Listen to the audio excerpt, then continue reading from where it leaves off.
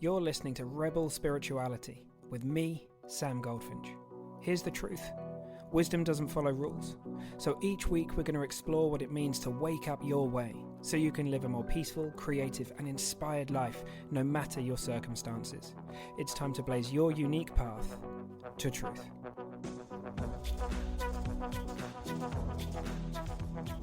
Hey my Rebel friends. Okay, so today I want to talk about a distinction.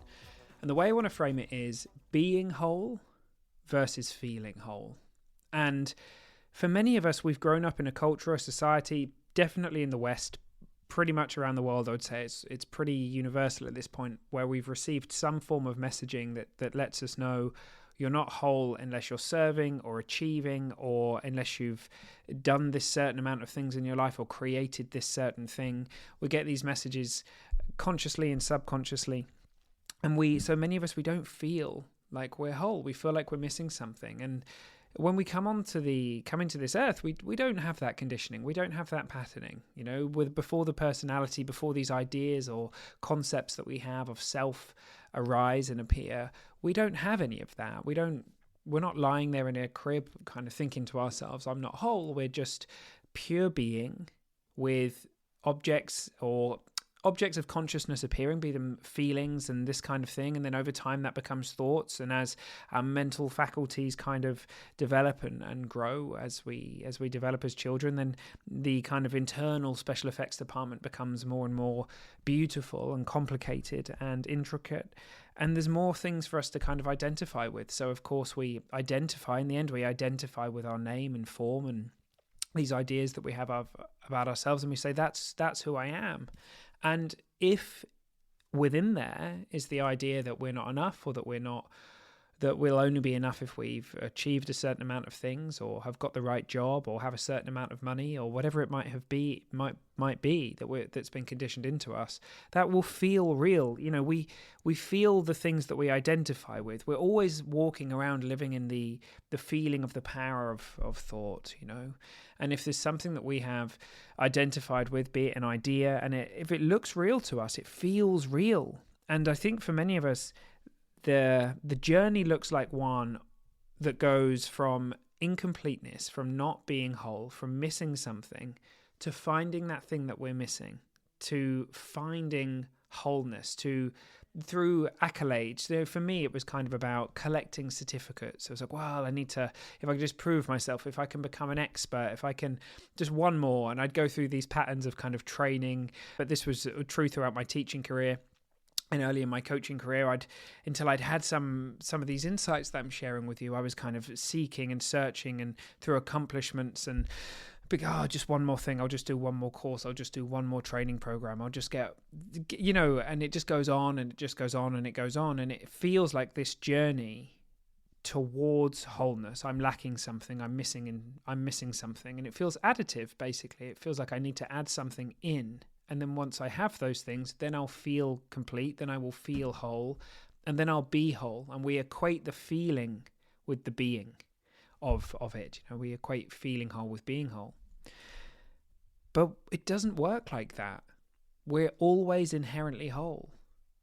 Who we are before name and form cannot be incomplete. It cannot be of no value. It is part of the oneness of life. It is the oneness of life. It's the movement of life. You're as much of part of the movement of life as any being in nature, any tree, any plant. There's no amount of thinking or feeling that could change that, even though it might seem like that. So the recognition is coming to see, this is subtractive actually. It's not additive at all. It's about coming to understand that the movement, if you like, to use that metaphor, it's not of one from incompleteness to completeness. It's that we're always inherently whole. We're always inherently complete. But when we identify, we have a case of mistaken identity, as Sid Banks would say. We identify with some ideas or thoughts or the conditioning that's been pummeled into us around us not being enough or having to achieve or whatever it might be. That's the movement away. We've never actually gone anywhere. We've never been missing anything. It's just we've identified with it, and in believing it, it looks real. And so it's the breaking of the identification, the coming to see that who you really are has never gone anywhere. It's subtractive in the sense that you can't mess this one up. No matter how long we've innocently identified with all those ideas about ourselves that tell us that we're not enough or whatever it might be, that hasn't meant for 1 second that that's true. It has not meant that you're not enough, not for a second. And so it's a really shocking but amazing recognition to come to realize that, to come to see how it works. And I think that's really worth knowing. It's really worth knowing that it isn't a movement from incompleteness through some kind of journeying to a place of being complete. It's that the sun is always shining and there's been clouds in the way, and then you see through the clouds, if you like, and then you realize that the sun's always been there. The sun's always been there. And no matter how long you've completely innocently thought it worked a different way, it's never worked like that. It could have been 20, 30, 40, 50, 60, 70, 80 years, but it has never worked like that. And that's very, very worth knowing. So being whole has nothing to do with the feeling whole. And of course, the amazing thing is, as we come to see the truth of this, that deeper felt recognition of wholeness, it aligns with the truth of who we are, because we're not caught up in the clouds of our conditioning. We're no longer believing or identifying with the bullshit that we've identified with. And so as we come to know who we are, as we come to knowingly know who we are, as being identifies with being, it wakes up beyond the dream of the made up other self, the ego self, and wakes up to the true self, then of course we get that deeper recognition of, it's like an in-breath, and we realize both in a felt sense and also, a deeper than a level of any emotion or any kind of feeling in a normal sense, that we're whole. And of course, we can get caught up in our conditioning again, and our system will give us the information. It will let us know that we're believing in something that isn't true. We'll feel insecure, we'll feel constricted, we'll feel separate from life. None of those things are ever true. But the system is signaling to us when we are where our attention is, where we're identified. And it's not something to judge ourselves for, it's just something to bring awareness into.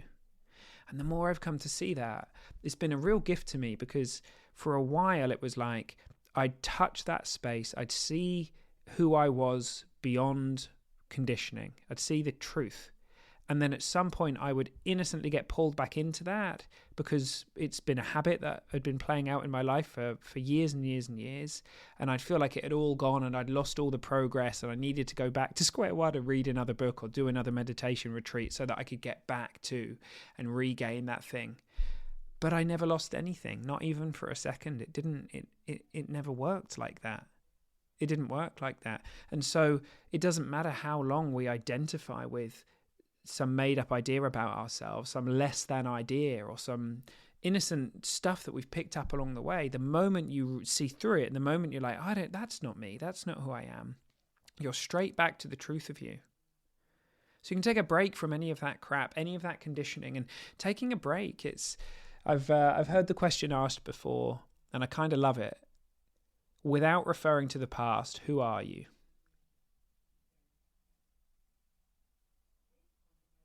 When we don't have any psychological time past, like to refer to, there's only being. So take a break from all that crap.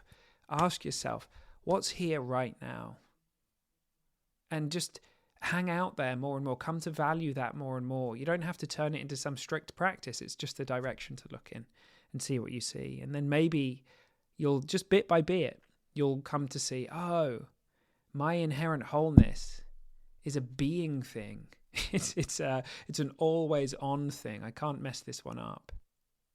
And I don't have to worry that I'm going to mess it up.